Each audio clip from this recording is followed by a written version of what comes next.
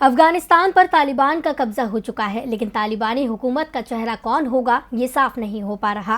तालिबान की ओर से दावा तो लगातार किया जा रहा है कि सरकार गठन की सभी बाधाएं दूर हो चुकी हैं, अब सिर्फ ऐलान बाकी रह गया है। लेकिन जिस तरह से सरकार गठन की लगातार नई तारीखें सामने आ रही हैं, उससे संकेत यही मिल रहे हैं कि तालिबान में सरकार का गठन का पेच फंस गया है।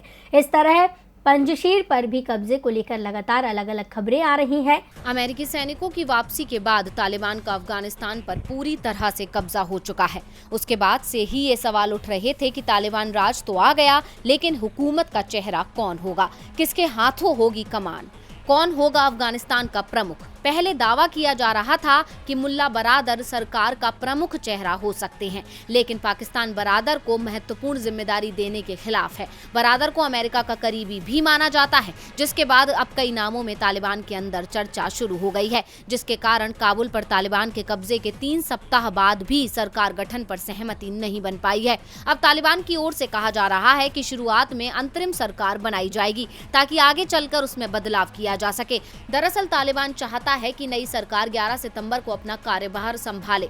11 सितंबर की तारीख सामने आते ही अमेरिका के अंदर विरोध शुरू हो गया है।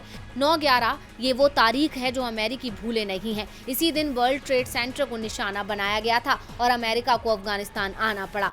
अमेरिका ने तालिबान की मंशा को देखते हुए साफ कर दिया है कि वो तालिबान शासन को मान्यता देने नहीं जा रहा है। तालिबान ने भी ताजपोशी के कार्यक्रम से अमेरिका को दूर ही रखा है।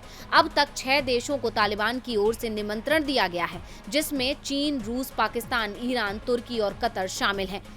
तालिबान की कोशिश है कि इस बार वो ज्यादा से ज्यादा अंतर्राष्ट्रीय समर्थन हासिल कर ले। वो विदेश में समर्थन बढ़ाना चाहता है, लेकिन उसे सबसे ज्यादा चुनौती इस समय घर में ही मिल रही है।